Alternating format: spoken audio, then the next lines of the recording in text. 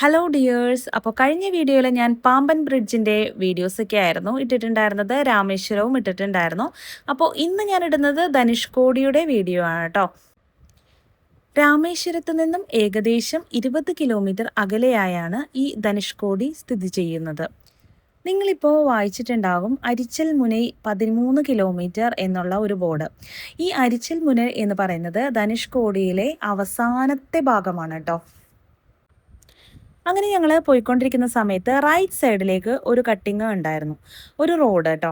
അപ്പോൾ ആ ഒരു ഭാഗത്തേക്ക് ഒരുപാട് ആളുകൾ പോകുന്നത് കണ്ടപ്പോൾ നമ്മളും അങ്ങോട്ട് ഒന്ന് ടേൺ ചെയ്ത് നോക്കാമെന്ന് വിചാരിച്ചിട്ട് അങ്ങനെ പോയിക്കൊണ്ടിരിക്കുകയാണ് കേട്ടോ. അപ്പോൾ ഞാൻ ഗൂഗിളിൽ കുറച്ച് സെർച്ച് ചെയ്ത് നോക്കിയപ്പോഴേക്കും ഈ മൈഗ്രേറ്റിംഗ് ബേർഡ്സൊക്കെ ഒരുപാട് കാണുന്ന ഒരു ഭാഗമാണ് എന്ന് കണ്ടു. അപ്പോൾ വിചാരിച്ചു ഫ്ലെമിംഗോസൊക്കെ ഒരുപാട് ഉണ്ടാവുമെന്ന് വിചാരിച്ചിട്ടാണ് കേട്ടോ.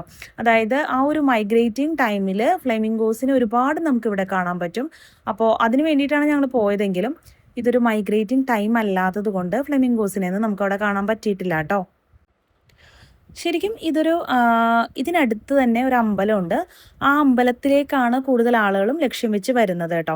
അപ്പോൾ ഫ്ലെമിംഗോസൊക്കെ ഒരുപാടുള്ള ആ ഒരു ടൈമിൽ മാത്രമാണ് അല്ലാത്ത ആളുകൾ ഇവിടെ വരുന്നത് കേട്ടോ. അപ്പോൾ ഞാനിവിടെ വരെ വന്നിട്ട് ഞങ്ങൾ പിന്നെ തിരിച്ചു പോവുകയായിരുന്നു കേട്ടോ ചെയ്തത്. കാരണം ഇവിടെ നമുക്ക് ഫ്ലെമിംഗോസിനെയൊന്നും കാണാൻ പറ്റില്ല. മൈഗ്രേറ്റിംഗ് ടൈം എനിക്ക് തോന്നുന്നു ആ ഒരു ഡിസംബർ നവംബർ ടൈമിലാണെന്ന് തോന്നുന്നു കേട്ടോ കൂടുതൽ ഫ്ലെമിംഗോസിന് ഇവിടെ കാണാൻ പറ്റുന്നത്. ഇന്ത്യയിലെ ഏറ്റവും മനോഹരവും അതുപോലെ ഒരു അത്ഭുതവുമായി അറിയപ്പെടുന്ന ഒരു സ്ഥലമാണ് ഈ ഒരു ധനുഷ്കോടി എന്ന് പറയുന്നത് കേട്ടോ. അങ്ങനെ ഞങ്ങൾ അരിച്ചൽ മുന ലക്ഷ്യമാക്കി വീണ്ടും പോകാൻ തുടങ്ങി. അപ്പോൾ ഇവിടെ നിന്നും നമ്മൾ നേരെ അരിച്ചൽ മുനയിലേക്കാണ് കേട്ടോ പോയിക്കൊണ്ടിരിക്കുന്നത്. ധനുഷ്കോടിയിലെ ഏറ്റവും അവസാന ഭാഗമാണ് ഈ ഒരു അരിച്ചൽ മുന വരുന്നത്. ഇവിടെ നമുക്ക് വലത് ഭാഗത്ത് ഇന്ത്യൻ മഹാസമുദ്രവും ഇടത് ഭാഗത്തായി ബംഗാൾ ഉൾക്കടലും കാണാൻ പറ്റും. പ്രകൃതിയുടെ സൗന്ദര്യവും അതുപോലെ ചരിത്രത്തിന്റെ വേദനയും ആത്മീയ വിശ്വാസങ്ങളും ഒരുമിക്കുന്ന ഒരു അനുഭവമാണ് ഈ ഒരു ധനുഷ്കോടി എന്ന് പറയുന്നത് കേട്ടോ. ശരിക്കും ഞാൻ ഈ ഒരു വീഡിയോയിൽ ഉൾപ്പെടുത്തിയിട്ടുള്ളത് രാമേശ്വരത്ത് നിന്ന് ധനുഷ്കോടിയിലേക്ക് പോകുന്ന അതിമനോഹരമായ റോഡ് യാത്രയുടെ ഓരോ നിമിഷങ്ങളുമാണ് കേട്ടോ.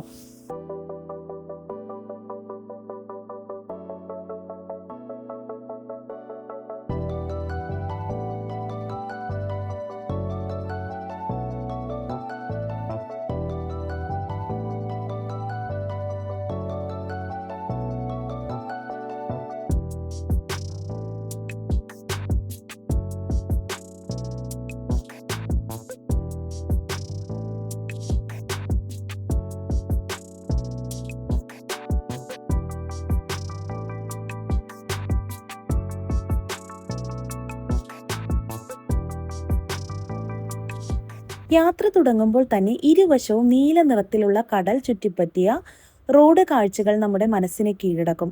ഒരു വശത്ത് ബംഗാൾ ഉൾക്കടലും മറുവശത്ത് ഇന്ത്യൻ മഹാസമുദ്രവും കാണുന്ന ഈ യാത്ര ഇന്ത്യയിലെ ഏറ്റവും സുന്ദരമായ കോസ്റ്റൽ ഡ്രൈവ്സിൽ ഒന്നായി അറിയപ്പെടുന്നു.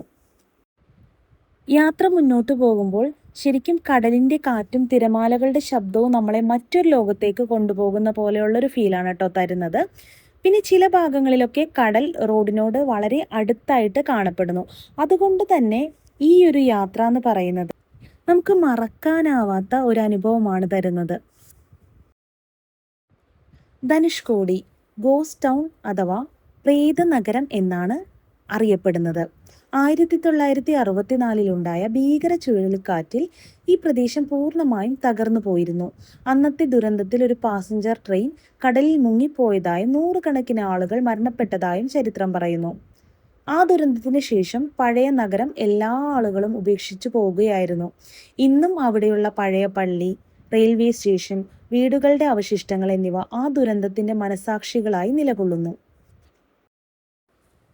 ഈ വീഡിയോയിൽ ആ പഴയ കെട്ടിടങ്ങളുടെയും അവശിഷ്ടങ്ങളുടെയും കാഴ്ചകൾ വളരെ അടുത്ത് നിന്ന് കാണാൻ സാധിക്കും. കടലിൻ്റെ നടുവിൽ നിൽക്കുന്ന പോലെ തോന്നിക്കുന്ന ഈ സ്ഥലങ്ങൾക്ക് ഒരു പ്രത്യേക ശാന്തതയും വ്യത്യസ്തമായ ഭാവവും ഉണ്ട്. അതുപോലെ തന്നെ ധനുഷ്കോടിക്ക് ആത്മീയ പ്രാധാന്യവും വളരെ കൂടുതലാണ് കേട്ടോ. ഹിന്ദു വിശ്വാസപ്രകാരം ശ്രീരാമൻ ലങ്കയിലേക്ക് പോകാൻ നിർമ്മിച്ച രാമസേതു ഇവിടെ നിന്നാണ് ആരംഭിച്ചതെന്ന് വിശ്വസിക്കുന്നു. അതുപോലെ തന്നെ തീർത്ഥാടകരും സഞ്ചാരികളും ഒരുപോലെ ഇവിടെ എത്താറുണ്ട് കേട്ടോ. കടലും വിശ്വാസവും ചരിത്രവും ഒരുമിക്കുന്ന ഒരു അത്ഭുത ഭൂമിയായിട്ടാണ് ഈ ധനുഷ്കോടി അറിയപ്പെടുന്നത്. പഴയ റെയിൽവേ സ്റ്റേഷന്റെ അവശിഷ്ടങ്ങളാണ് ഈ കാണുന്നത് കേട്ടോ.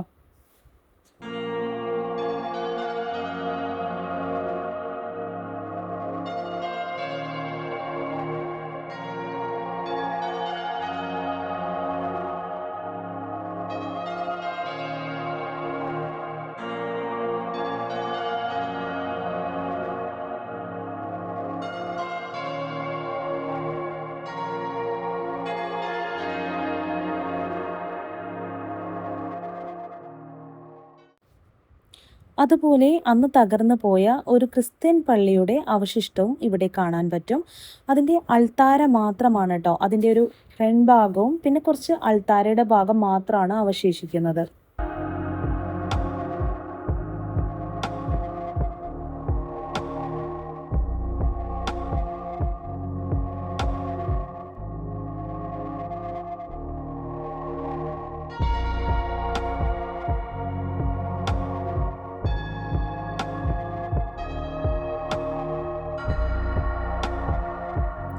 അന്നുള്ള ജനങ്ങളെല്ലാം നഷ്ടപ്പെട്ട് എല്ലാം ഉപേക്ഷിച്ച് ഇവിടെ നിന്ന് പോയതുകൊണ്ട് തന്നെ ഇവിടുത്തെ കരണ്ട് ഇതുവരെ പുനഃസ്ഥാപിക്കപ്പെട്ടിട്ടില്ല. അതുകൊണ്ട് തന്നെ ഇങ്ങോട്ടേക്കുള്ള പ്രവേശനം 5 മണി വരെയാണ് സമ്മതിച്ചു തരുന്നത് കേട്ടോ. 5 മണിക്ക് ശേഷം ഇങ്ങോട്ടേക്കുള്ള പ്രവേശനം അനുവദിക്കുന്നതല്ല.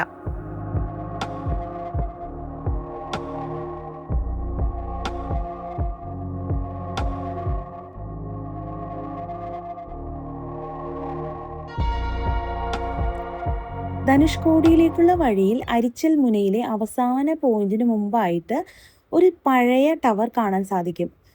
ഇതാണ് വാച്ച് ടവർ. ഈ പഴയ വാച്ച് ടവർ ശരിക്കും ധനുഷ്കോടിയുടെ ചരിത്രവുമായി ബന്ധപ്പെട്ട ഒരു അടയാളമായി ഇന്നും നിലകൊള്ളുന്നുണ്ട്.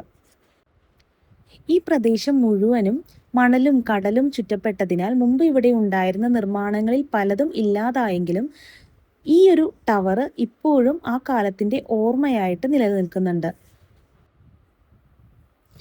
ഈ ഒരു വാച്ച് ടവർ പ്രധാനമായിട്ടും കടൽ പ്രദേശങ്ങൾ നിരീക്ഷിക്കുന്നതിന് വേണ്ടിയും അതുപോലെ ദിശാസൂചനയ്ക്കായിട്ടും ഇങ്ങനെ സിഗ്നൽ കിട്ടുന്നതിന് വേണ്ടിയിട്ടും അതുപോലെ തീരപ്രദേശ സുരക്ഷയ്ക്കായിട്ടും സഞ്ചാരികൾക്ക് ഒരു ലാൻഡ്മാർക്കായിട്ടുമാണ് ഇത് ഉപയോഗിച്ചിരുന്നത്.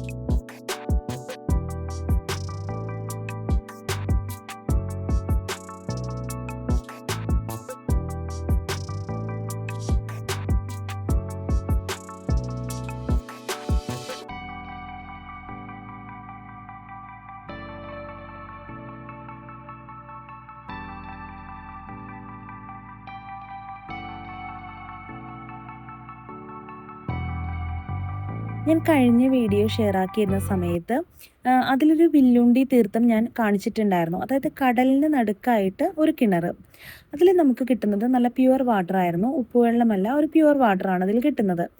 അതേ ഒരു പ്രതിഭാസം തന്നെയാണ് കേട്ടോ ഈ ഒരു ധനുഷ്കോടിയിലും ഉള്ളത്.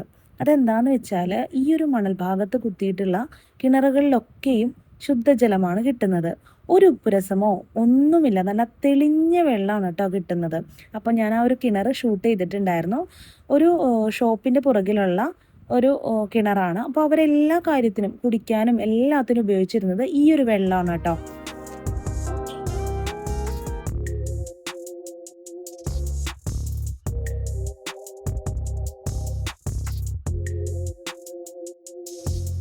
അങ്ങനെയാണ് ഞങ്ങൾ നേരെ ആ ഒരു വാച്ച് ടവറിലേക്ക് പോയിക്കൊണ്ടിരിക്കുകയാണ് കേട്ടോ. അപ്പോൾ വാച്ച് ടവറിൽ നിന്നുള്ള കാഴ്ചകൾ എന്തൊക്കെയാണെന്ന് ഞാൻ കാണിച്ചു തരാം.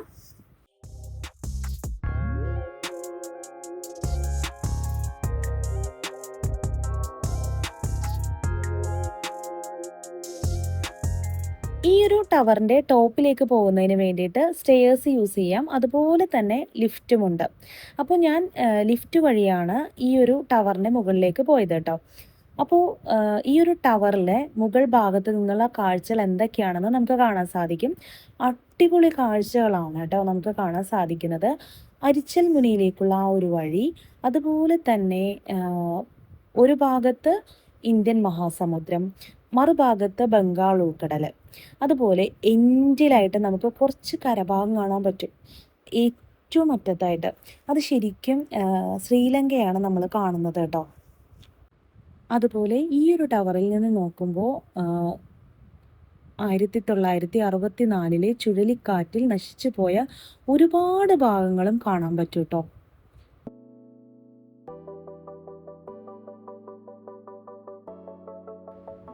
കണ്ടില്ലേ എത്ര മനോഹരമായ ഒരു വ്യൂ ആണ് നമുക്കിതിലൂടെ കാണുന്നതെന്ന്.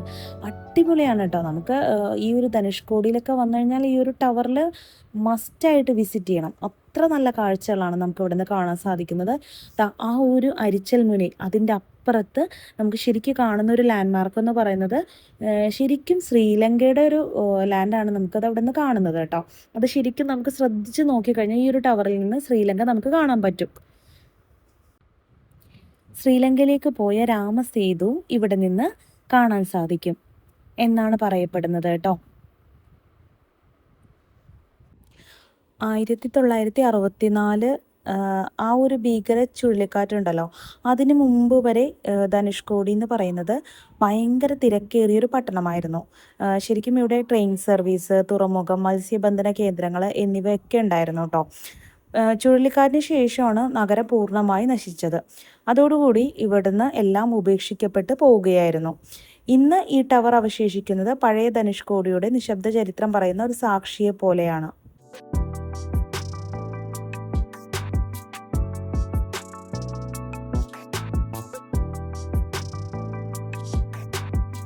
അങ്ങനെ ഞങ്ങൾ വാച്ച് ടവറിൽ നിന്നിറങ്ങി വീണ്ടും അരിച്ചൽ മുന ലക്ഷ്യമാക്കി പോയിക്കൊണ്ടിരിക്കുകയാണ്. നേരത്തെ ഞാൻ പറഞ്ഞ പോലെ വലത്തെ ഭാഗത്ത് ഇന്ത്യൻ മഹാസമുദ്രവും ഇടത് ഭാഗത്ത് ബംഗാൾ ഉൾക്കടലുമാണ് കാണുന്നത് കേട്ടോ. അതായത് നല്ല തിരമാലകളാണ് ഇന്ത്യൻ മഹാസമുദ്രത്തിൽ. ബംഗാൾ ഉൾക്കടലാണെങ്കിൽ പൊതുവെ ശാന്തമായ ഒരു കാലാവസ്ഥയാണ് നമുക്ക് കാണുന്നത് കേട്ടോ. അധികം തിരമാലകളില്ലാതെ ഒരു ശാന്ത രൂപത്തിലാണ് നമുക്ക് അനുഭവപ്പെടുന്നത്. സൺറൈസും അതുപോലെ സൺസെറ്റും നമുക്ക് ഇവിടെ നിന്ന് കാണാൻ അതിമനോഹരമാണ് കേട്ടോ. രാവിലെ സൂര്യൻ കടലിൽ നിന്ന് ഉയരുന്ന കാഴ്ചയും അതുപോലെ വൈകുന്നേരം ആകാശത്തിന് നിറം മാറുന്ന ദൃശ്യങ്ങളും ഈ വീഡിയോയിൽ ഞാൻ ഉൾപ്പെടുത്തിയിട്ടുണ്ട് കേട്ടോ. പ്രകൃതിയെ സ്നേഹിക്കുന്നവർക്ക് ഇതൊരു സ്വർഗം പോലെയാണ് തോന്നുന്നത്. ഇവിടെ എന്നും സഞ്ചാരികളാണ് കേട്ടോ, എപ്പോഴും. ഇതിപ്പോൾ ഞങ്ങൾ വരുന്ന സമയത്ത് നല്ല ചൂടുള്ള സമയമാണ്, എന്നിട്ട് പോലും ഇത്ര തിരക്കാണ് ഇവിടെ കാണുന്നത് കേട്ടോ.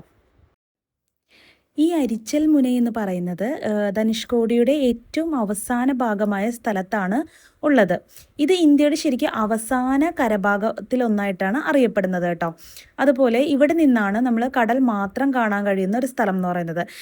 ഒരു വശത്ത് ബംഗാൾ ഉൾക്കടലും മറുവശത്ത് ഇന്ത്യൻ മഹാസമുദ്രവും. ഇത് രണ്ടും കൂടിച്ചേരുന്ന അതിമനോഹരമായ കാഴ്ചയും ഇവിടെ നിന്നാണ് നമുക്ക് കാണാൻ സാധിക്കുന്നത്. ഈ അരിച്ചൽ മുന എന്ന് പറയുന്നത് തമിഴിൽ ശരിക്കും ഒടിഞ്ഞത് അല്ലെങ്കിൽ പിളർന്നത് എന്ന് അർത്ഥം വരുന്നതാണ് കേട്ടോ. പഴയ ധനുഷ്കോടി പ്രദേശം 1964 ചുഴലിക്കാറ്റിൽ തകർന്നു പോയതിനെ തുടർന്ന് ഈ ഒരു ഭാഗം എന്ന് പറയുന്നത് വളരെ പ്രസിദ്ധമായി. ഈ അരിച്ചൽ മുനയിലുള്ള ഈ ഒരു ടവറിന്, ഇന്ന് കാണുന്ന ഈ ഒരു ടവറിന് വലിയ ചരിത്രവും പ്രത്യേകതയും ഉണ്ട്. ധനുഷ്കോടിയുടെ അവസാന ഭാഗം സൂചിപ്പിക്കുന്ന ഒരു ലാൻഡ്മാർക്ക് പോലെയാണ് ഈ ഒരു ടവർ നിലകൊള്ളുന്നത്. പഴയ കാലത്ത് എന്ന് പറയുന്നത് ധനുഷ്കോടി ഒരു സജീവ പട്ടണമായിരുന്നു. അതായത് ഇവിടെ റെയിൽവേ സ്റ്റേഷൻ, പള്ളി, പോസ്റ്റ് ഓഫീസ്, തുറമുഖം എന്നിവയൊക്കെ ഉണ്ടായിരുന്നു. 1964 ഉണ്ടായ ആ ഒരു ചുഴലിക്കാറ്റിന് ശേഷം മുഴുവൻ പ്രദേശം തകർന്നു പോയപ്പോൾ അവിടെ ഉണ്ടായിരുന്ന പല നിർമ്മാണങ്ങളും ഇല്ലാതായി. ഈ അരിച്ചൽ മുനൈ ഭാഗത്ത് ഈ ഒരു ടവർ പിന്നീട് സ്ഥാപിതമായതാണ്. ഇത് പ്രധാനമായും ഇന്ത്യയുടെ കരഭാഗം, അവസാന കരഭാഗം സൂചിപ്പിക്കാൻ, അതുപോലെ തന്നെ സഞ്ചാരികൾക്കൊരു ലാൻഡ്മാർക്കായിട്ട്, അതുപോലെ ചരിത്ര പ്രാധാന്യമുള്ള സ്ഥലം അടയാളപ്പെടുത്താൻ വേണ്ടിയിട്ട്, അതുപോലെ രാമസേതുവിലേക്കുള്ള ദിശ കണക്കാക്കാനും ഒക്കെ ആയിട്ടാണ് ഉപയോഗിക്കുന്നത്. അങ്ങനെ ഈവനിങ് മുഴുവനും ഞങ്ങളിവിടെ സ്പെൻഡ് ചെയ്ത ശേഷം സൂര്യാസ്തമയം ആയപ്പോഴേക്കാണ് കേട്ടോ ഞങ്ങൾ തിരിച്ച് റൂമിലേക്ക് പോയത്. പിന്നെ ഞങ്ങൾ ചെയ്തത് എന്താണെന്ന് വെച്ചാൽ പിറ്റേ ദിവസം രാവിലെ സൂര്യോദയം കാണാൻ വേണ്ടിയിട്ട് വരികയായിരുന്നു ചെയ്തത് കേട്ടോ. ഇപ്പോൾ ഇവിടുത്തെ സൂര്യാസ്തമയം അതുപോലെ സൂര്യോദയം എന്ന് പറയുന്നത് അടിപൊളി വ്യൂ ആണ് കേട്ടോ. അപ്പോൾ എന്താ പറയുക, ഒരിക്കലും ഇത് മിസ് ചെയ്യരുത്. അടിപൊളി വ്യൂ ആണ്. നല്ലൊരു മെമ്മറിയാണ് കേട്ടോ ഈ ഒരു ഇവിടുത്തെ സൂര്യാസ്തമയം അതുപോലെ സൂര്യോദയം എന്ന് പറയുന്നത്. ഇത് ആ ഒരു ടൈം, അതായത് സൂര്യാസ്തമയം കഴിഞ്ഞാൽ ഉടനെ തന്നെ എല്ലാവരും ഇവിടെ നിന്ന് തിരിച്ചു പോകും. കാരണം ഞാൻ പറഞ്ഞില്ലേ നേരത്തെ, ഇവിടെ കറണ്ട് കണക്ഷൻ ഒന്നും ഇല്ലാത്തതുകൊണ്ട് തന്നെ ലൈറ്റോ കാര്യങ്ങളോ ഒന്നുമില്ല കേട്ടോ. അപ്പം ഇരുട്ടായി കഴിഞ്ഞാൽ പെട്ടെന്ന് തന്നെ ഇവിടെ നിന്ന് എല്ലാവരും പോകും. പോലീസ് തന്നെ ഇവിടെ നിന്ന് എല്ലാവരെയും പോകാൻ വേണ്ടി വിസിലടിക്കാൻ തുടങ്ങും. അപ്പോൾ ആ ഒരു ടൈം ആകുമ്പോഴേക്കും നമുക്ക് ഇവിടെ നിന്ന് എന്തായാലും തിരിച്ചു പോകണം കേട്ടോ.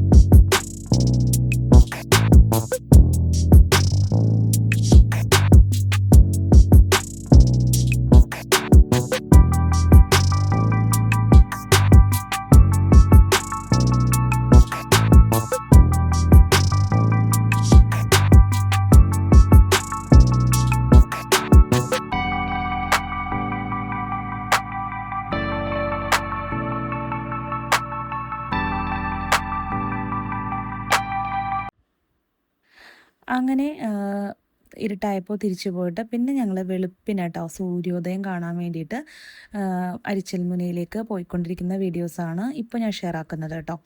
അപ്പോൾ സൂര്യൻ ചെറുതായിട്ട് ഇങ്ങനെ പുറത്തേക്ക് വന്ന് തുടങ്ങുന്നുണ്ട് കേട്ടോ. നമുക്ക് കാർമേഘമുള്ളതുകൊണ്ട് കുറച്ച് മറഞ്ഞാണ് നിൽക്കുന്നത്. ഇപ്പോൾ മുകളിലേക്ക് വരുന്ന ടൈമിൽ കാണാൻ പറ്റുന്നുണ്ട്. അപ്പോൾ ഞാനത് കുറച്ച് വീഡിയോസ് എടുത്തിട്ടുണ്ട് കേട്ടോ. അടിപൊളി വ്യൂ ആണ് കേട്ടോ, നല്ല രസമാണ്. സത്യം പറഞ്ഞാൽ ധനുഷ്കോടിയിൽ വന്നാൽ ഈ ഒരു കാഴ്ച നമ്മൾ കണ്ടിരിക്കേണ്ടതാണ് കേട്ടോ. സൂര്യോദയം സൂര്യാസ്തമയം പോലെ തന്നെ അടിപൊളി വ്യൂ ആണ് സൂര്യോദയവും.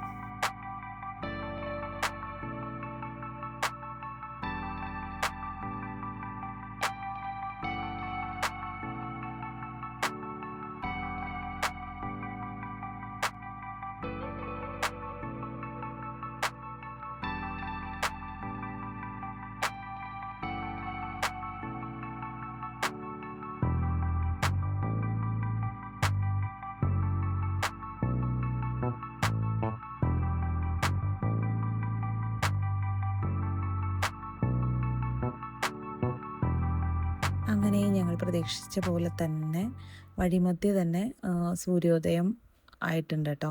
അപ്പോൾ ഞങ്ങൾ പിന്നെ അരിച്ചൽമുന വരെ എത്താൻ നിന്നില്ല, വേഗം തന്നെ വണ്ടിയിൽ നിന്ന് ഇറങ്ങി ആ ഒരു കാഴ്ച ആസ്വദിക്കുകയാണ് ചെയ്തത് കേട്ടോ. അടിപൊളി വ്യൂ തന്നെയായിരുന്നു. ശരിക്കും ഇത് മിസ് ചെയ്യരുത് കേട്ടോ. നമ്മൾ ധനുഷ്കോടിയിലൊക്കെ പോകുന്നുണ്ടെങ്കിൽ സൂര്യോദയം അതുപോലെ സൂര്യാസ്തമയം കാണണം കേട്ടോ, മസ്റ്റായിട്ട് കാണണം കേട്ടോ.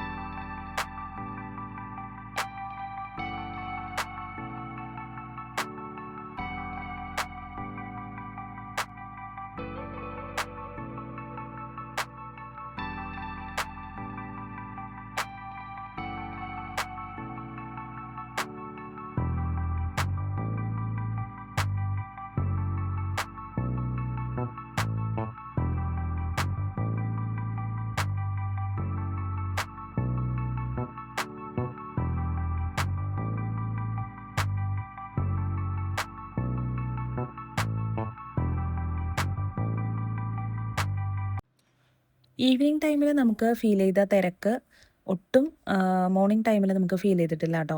വളരെ കുറച്ച് ആളുകളാണ് മോർണിംഗ് ടൈമിൽ സൂര്യോദയം കാണാൻ വന്നിട്ടുള്ളായിരുന്നു. അപ്പോൾ അതുകൊണ്ട് തന്നെ നമുക്ക് അത് നന്നായിട്ട് എൻജോയ് ചെയ്യാനും നന്നായിട്ട് ആസ്വദിക്കാനും ഒരുപാട് സ്പേസും ഒക്കെ കിട്ടിയിട്ടുണ്ട് കേട്ടോ.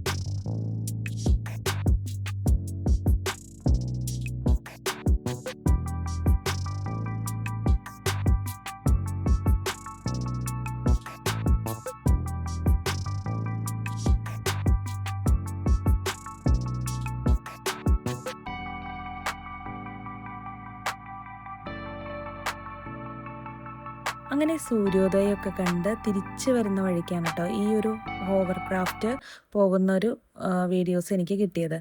അതായത് നമ്മുടെ മിലിറ്ററി ആവശ്യങ്ങൾക്കും അതുപോലെ റെസ്ക്യൂ ഓപ്പറേഷനൊക്കെ ഉപയോഗിക്കുന്ന ഒരു വാഹനമാണ് അത്.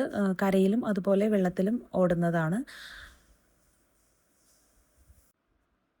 സത്യം പറഞ്ഞാലുണ്ടല്ലോ ഈ ഒരു വീഡിയോ നമുക്ക് ശരിക്കും ഇവിടെ ഫോട്ടോഗ്രാഫി അലൗഡ് അല്ല കേട്ടോ. ഞാൻ പിന്നെ വണ്ടിയിലിരുന്നാണ് ഈ ഒരു വീഡിയോ എടുത്തിട്ടുള്ളത് കേട്ടോ. ഇത് ശരിക്കും ഫോട്ടോഗ്രാഫി പ്രൊഹിബിറ്റഡ് ഏരിയ ആണ്. പിന്നെ ഉണ്ടല്ലോ ഞങ്ങൾ കുറച്ച് നേരമൊക്കെ ബീച്ചിലിറങ്ങി കേട്ടോ ഈ ഒരു ടൈമിൽ.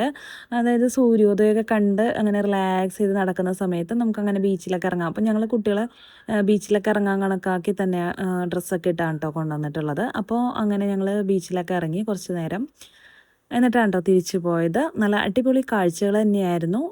നമുക്ക് എന്താ പറയുക, നമ്മുടെ അരിച്ചിൽമുനയിൽ നിന്ന് കിട്ടിയത് കേട്ടോ. നല്ലൊരു ഓർമ്മയാണ് കേട്ടോ, നല്ലൊരു മെമ്മറിയാണ് നമുക്ക് അവിടെ നിന്ന് കിട്ടുന്നത്. അതുപോലെ പിന്നെന്താ പറയുക, ഞാൻ ഈ ഫസ്റ്റ് ടൈമാണ് ഈ ഒരു ഹോവർക്രാഫ്റ്റ് കാണുന്നത് കേട്ടോ. അപ്പോൾ അതിൻ്റെ കുറച്ച് വീഡിയോസ് എനിക്ക് എടുക്കാൻ പറ്റിയിട്ടുണ്ട്. അതുപോലെ അതിനെക്കുറിച്ച് എന്താണ് സംഭവം എന്നൊക്കെ മനസ്സിലാക്കാൻ പറ്റി. അപ്പോൾ അതൊരു അടിപൊളി കുറേ ഇൻഫർമേഷൻസ് നമുക്ക് ഇവിടെ നിന്ന് കിട്ടി കേട്ടോ. അതും അടിപൊളി തന്നെയായിരുന്നു.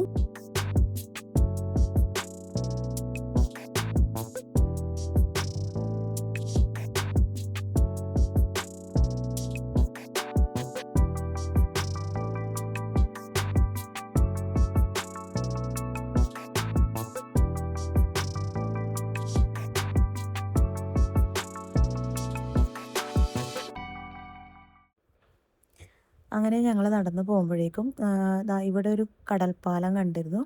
അപ്പോൾ ഞങ്ങൾ അവിടെ ചെന്നിട്ട് കുറച്ച് ഫോട്ടോസും വീഡിയോസൊക്കെ എടുത്തിട്ടുണ്ടായിരുന്നു. ഇവിടെ വന്നിട്ട് ഒരുപാട് പേര് ഇങ്ങനെ റീൽസൊക്കെ എടുക്കുന്നത് കാണുന്നുണ്ട് കേട്ടോ. എനിക്ക് തോന്നുന്നു ഫിലിംസിലും ഒക്കെ ഉണ്ടെന്ന് തോന്നുന്നു ഈ ഒരു പോർഷൻ.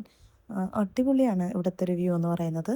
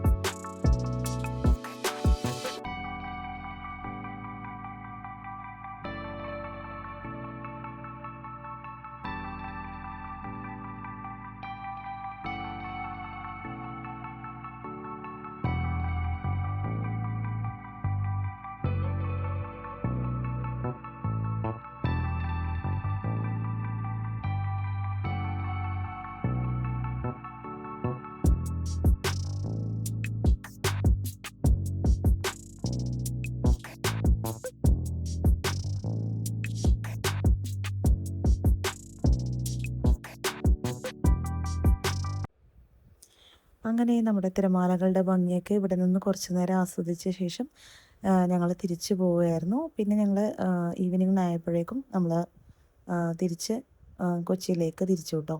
അങ്ങനെ ഞങ്ങളുടെ 2 ദിവസത്തെ ധനുഷ്കോടി ട്രിപ്പ് അടിപൊളിയായിരുന്നു. അപ്പോൾ ഇനി നല്ല വീഡിയോസൊക്കെ ആയിട്ട് വരാം. അപ്പോൾ നിങ്ങൾക്ക് വീഡിയോ ഇഷ്ടപ്പെട്ടുവെങ്കിൽ ലൈക്ക് ചെയ്യാൻ മറന്നു പോകരുത് കേട്ടോ. Thank you for watching dears.